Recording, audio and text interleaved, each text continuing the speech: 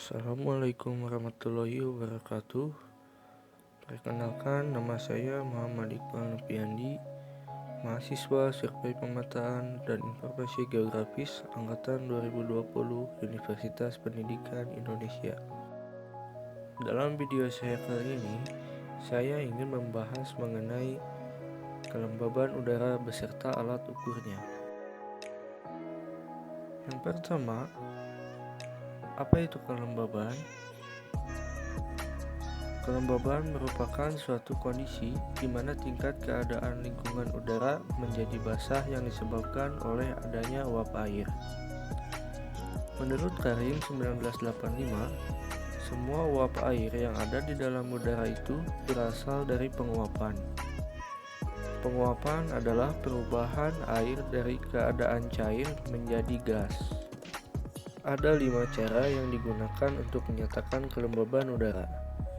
Yang pertama ada absolute humidity, lalu yang kedua ada relative humidity, yang ketiga specific humidity, yang keempat mixing ratio, dan yang kelima yaitu vapor pressure. Cara yang pertama yaitu menggunakan absolute humidity atau kelembaban absolut mutlak. Dalam kelembaban mutlak ini, massa uap air dalam satuan gram dibagi dengan volume udara dalam satuan meter kubik.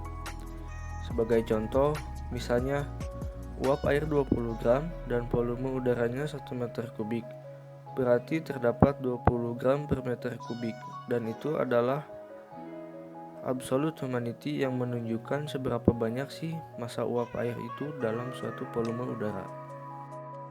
Selanjutnya yaitu relative humidity. Ini pun terdiri dari 2 cara, bisa menggunakan jumlah uap airnya atau bisa menggunakan tekanannya. Cara pertama yaitu jumlah uap air yang ada dibagi dengan jumlah uap air pada udara jenuh.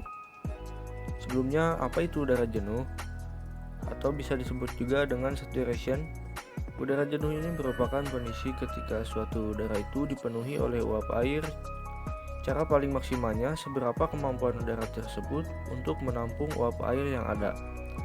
Kalau jumlah uap air yang ada sama dengan jumlah uap air pada saat kondisi udara jenuh atau tekanan uap air pada suatu kondisi yang ada disebut dibagi dengan kondisi tekanan uap air pada saat kondisi jenuh, artinya relatif humidity-nya 100%. Dan kondisi tersebut disebut juga dengan kondisi berkabut, atau ketika udara dipenuhi oleh uap air. Dan yang ketiga yaitu specific humidity. Metode ini digunakan untuk menentukan kondisi kelembaban udara pada kondisi spesifik. Cara untuk mendapatkan hasil specific humidity yaitu massa uap air dibagi dengan total massa udaranya. Lalu yang keempat ada mixing ratio. Mixing ratio yaitu pencampuran. Maksudnya itu apa? Maksudnya adalah pencampuran ketika ada uap air dicampurkan ke dalam udara yang kering. Kita menghitungnya massa uap air yang ada dibagi dengan massa udara pada saat kondisi kering. Kondisi kering ini artinya tidak ada uap air atau relatif humidity-nya sama dengan 0. Nanti kita akan mendapatkan dengan satuan gram atau per kilogram. Dan cara yang terakhir adalah dengan menggunakan metode vapor pressure atau tekanan uap air. Ada 2 jenis vapor pressure ini. Yang pertama, actual vapor pressure. Semakin besar tekanan uap air di udara menunjukkan semakin besar pula jumlah molekul air yang ada di dalam udara. Contohnya, pada saat kondisi udara ada 78% nitrogen, kemudian 21% oksigen, dan 1% lainnya terbagi-bagi. Setelah dihitung, ada uap air sebanyak 0,1%. Kalau dalam udara yang totalnya ada 1000 milibar, berapa milibarkah tekanan uap airnya? Maka tentu jawabannya 1 milibar, karena 0,1% dari 1000 milibar itu. Nah, berarti aktual vapor pressure dalam udara 1000 milibar itu sama dengan 1 milibar. Selain itu ada juga saturation vapor pressure. Semakin tinggi suhu udara, akan semakin besar jumlah uap air yang dibutuhkan untuk menjenuhkan udara. Udara jenuh adalah ketika udara dipenuhi oleh uap air, dan udara jenuh itu lebih mudah kita temukan di tempat yang suhunya rendah, seperti di atas permukaan es di kutub misalnya. Udara akan lebih jenuh dibandingkan di atas permukaan gurun, karena suhunya tinggi sehingga lebih banyak uap air yang dibutuhkan untuk membuat udara di gurun menjadi jenuh. Adapun fenomena di atmosfer yang berkaitan dengan kelembaban udara, yaitu yang pertama ada embun. Embun terjadi ketika udara pada malam hari melewati kondisi dew point atau titik embun. Mengapa bisa terbentuk embun? Karena pada malam hari suhu udaranya mengalami pendinginan akibat bumi tidak bisa menerima pemanasan dari matahari yang menyebabkan penguapan.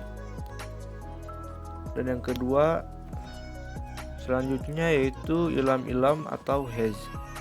Ilam-ilam ini seperti pada konsep aerosol, di mana adanya material padat atau material cair dalam material gas. Jarak pandang pun akan berkurang karena kondisi ini. Kemudian fenomena selanjutnya yaitu kabut. Kabut ini terjadi ketika relatif humidity-nya melebihi 90% atau mendekati udara jenuh, dan jarak pandang yang didapat hanya sekitar di bawah 1 km. Dan yang terakhir yaitu kabus. Kabus ini merupakan kebalikan dari kabut. Relatif humidity-nya berada di bawah dari 90% dengan jarak pandang masih bisa melebihi 1 km.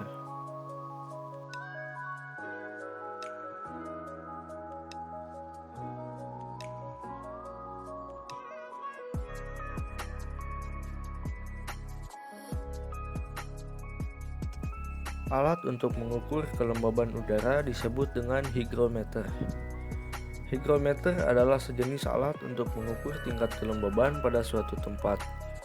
Biasanya alat ini ditempatkan dalam bekas atau kontainer penyimpanan barang yang memerlukan tahap kelembaban yang terjaga, seperti dry box untuk penyimpanan kamera. Kelembaban yang rendah akan mencegah pertumbuhan jamur yang menjadi musuh pada peralatan tersebut. Hygrometer juga banyak dipakai di ruangan pengukuran dan instrumentasi untuk menjaga kelembaban udara yang berpengaruh terhadap keakuratan alat-alat pengukuran. Dan kini hygrometer banyak dipakai untuk mengukur kelembaban ruangan pada budidaya jamur, kandang reptil, sarang burung walet, maupun untuk pengukuran kelembaban pada penetasan telur. Selain itu, alat ini juga digunakan untuk mengetahui parameter udara dalam berbagai bidang lainnya, sebagai contoh seperti pada bidang kesehatan. Ada beberapa jenis hygrometer, di antaranya ada hygrometer logam atau kertas, hygrometer rambut atau ketegangan, dan ada hygrometer elektrik.